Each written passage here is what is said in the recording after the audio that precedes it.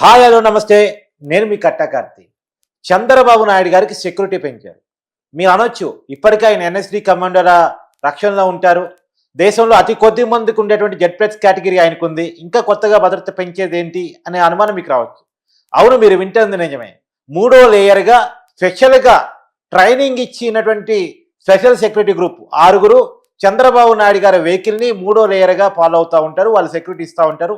ఎవరైనా చంద్రబాబు నాయుడు గారి మీద దాడి చేయాలంటే ఇక నుంచి వాళ్ళని దాటుకుని మాత్రమే సాధ్యమవుతోంది. వాళ్ళని ఎందుకని పెట్టాల్సి వచ్చింది? ఆల్రెడీ జెడ్+ కేటగిరీలో ఉన్నారు. ఎన్ఎస్డి కమాండోల పర్యవేక్షణలో చంద్రబాబు నాయుడు గారు ఉంటారు. ఇప్పుడు ఈ స్పెషల్ సెక్యూరిటీ గ్రూప్ని ఎందుకని పెట్టారు?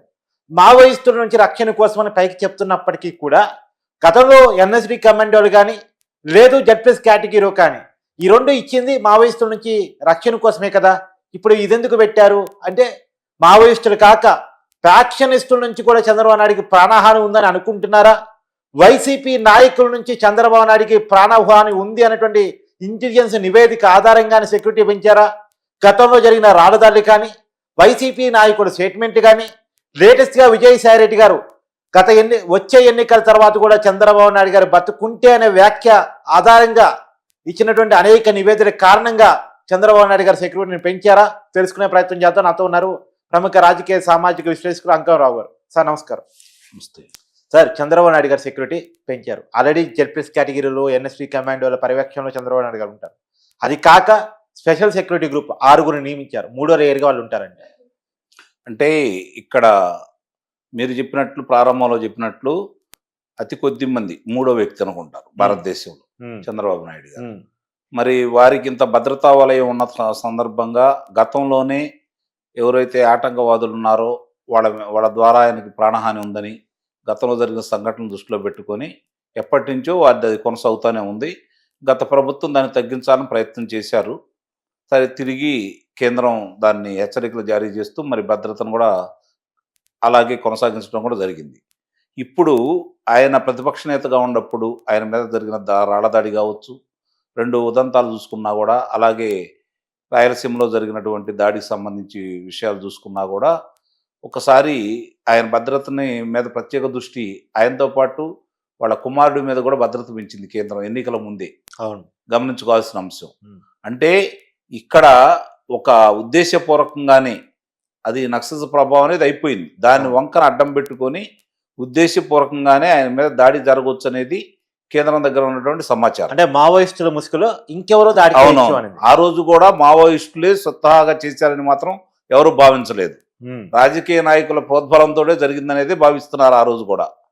ఇప్పుడు కూడా అదే విధంగా వాళ్ళ ఎవరిని అడ్డం పెట్టుకొని వాళ్ళ ద్వారా జరిగిందని చెప్పుకునే విధంగా చేస్తూ వేరే వాళ్ళు ఎవరైతే మీరు ఇందాక ఉదాహరించారో అందుట్లో కొంతమంది దీనికి సిద్ధాస్తులు కాబట్టి వాళ్ళ నుంచి ప్రాణహాని ఉందేమో అనేది పదే పదే వాళ్ళ నాయకులు దాన్ని ఉచ్చరిస్తున్నందువల్ల అనుమానం పడాల్సిన పరిస్థితి అయితే ఏర్పడతా ఉంది. పొద్దున ఒక వార్త చూసాను సార్, సొంత బాబాయినే వదలలేదు చంద్రబాబు నాయుడు వదులుతారా, మళ్ళీ అధికారం రాదనుకుంటే ఎంతకైనా తెగిస్తారు అనేది ఒక వార్త చూశాను. నిజంగా అంత పరిణామాలు ఉంటాయా?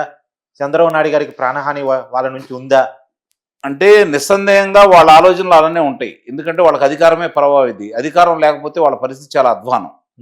ఎందుకంటే వాళ్ళు చేసినటువంటి కుంభకోణాలు కావచ్చు, వాళ్ళు చేసినటువంటి కార్యక్రమాలు కావచ్చు, అవన్నీ వాళ్ళ పాపాలే శాపాలే వెంటాడుతూ ఉన్నాయి వాళ్ళకి. ఓకే, మరి ఆ సందర్భంగా బయటపడాలి అంటే భారతదేశ వ్యాప్తంగా చూసుకుంటా ఉంటే ఇప్పుడు చంద్రబాబు నాయుడు గారి గురించి ప్రత్యేకంగా చెప్పుకోవాల్సిన అవసరం అంటే ఏం లేదు. ఏది ఉన్నా సరే రాష్ట్రానికి పెట్టుబడులు తీసుకొస్తారు ఆయన ఉంటేనే. ఆయన ఒక బ్రాండ్ అంబాసిడర్.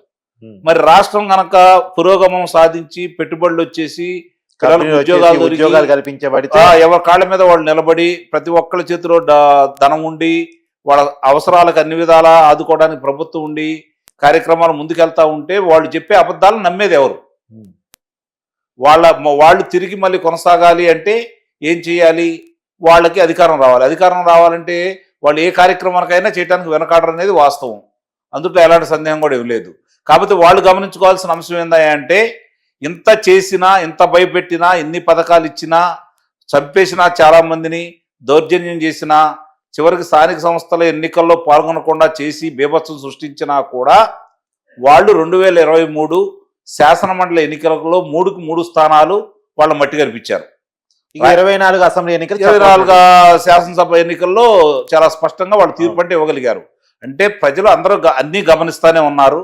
వాళ్ళకి ఏం కావాలో వాళ్ళకి తెలుసు. కాదు కొన్నిసార్లు గతంలో వాళ్ళ తండ్రి గారు ఏదో చేశారనే అభిప్రాయం ప్రజల్లో ఉంది కాబట్టి పదే పదే ఆ తండ్రి గారి పేరు ఉచ్చరిస్తున్నారు కాబట్టి అప్పుడు పాదయాత్ర కూడా కలిసి వచ్చి నవరత్నాలు కలిసి వచ్చి అన్ని అంశాలు కలిసి వచ్చినాయి కాబట్టి దానికి తోడు 2014 నుంచి 2019 వరకు వీళ్ళు ఎన్ని అసత్య ప్రచారాలు చేసినా తిప్పికొట్టడంలో తెలుగుదేశం పార్టీ నాయకులు విఫలమయ్యారు కాబట్టి, అలాగే స్థానిక నాయకులు కావచ్చు, స్థానిక శాసనసభ్యులు కావచ్చు చేసిన తప్పిదాలు కూడా చంద్రబాబు నాయుడు గారి ఓటమికి కారణమైంది కాబట్టి తిరిగి మళ్ళీ అనేది పునరావృతం కాకుండా చూసుకోవాల్సిన బాధ్యత నిస్సందేహంగా కూడా చంద్రబాబు నాయుడు మీద ఉందని అయితే నేను భావిస్తున్నాను. ఇప్పుడు చాలా వార్తలు ఉన్నాయి సార్.